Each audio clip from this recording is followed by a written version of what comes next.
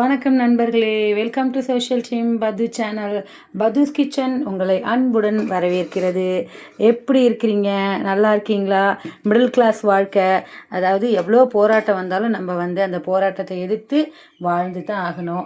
இறை நம்பிக்கை இருந்தால் இறைவன்கிட்ட சொல்லி முறையிடுங்க.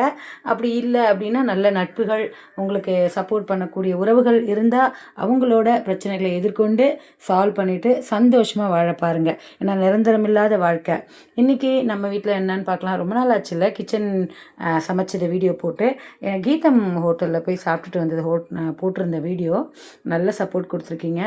ஸோ சாப்பாட்டுக்கு அரிசி ஊற வச்சுருக்கேன். குக்கர் சாப்பாடு தான் இன்றைக்கி, கொஞ்சம் வெளியில் போகிற வேலை இருக்குன்றதுனால. அப்புறம் இது கடலைப்பருப்பு ஊற வச்சுருக்கேன். ஸோ ரெசிபி ஒன்று பண்ணலாம் அப்படின்ட்டு. காய் புடலங்காவா இல்லைன்னா சொரக்காவா எதை செய்யறதுன்றது இன்னும் டிசைட் ஆகலை.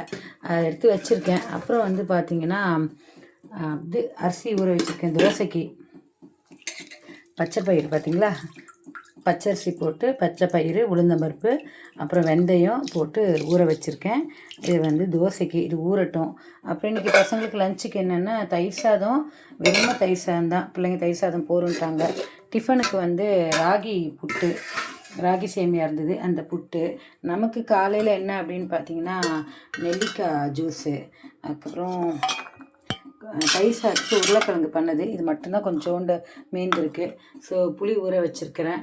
இது எங்கள் ஹிதியா பாப்பாவுக்கு பட்டாணியும் இந்த கடலையும் சென்னா கடலையும் ஊற வச்சுருக்கேன் வேக வச்சு கொடுக்கறதுக்கு.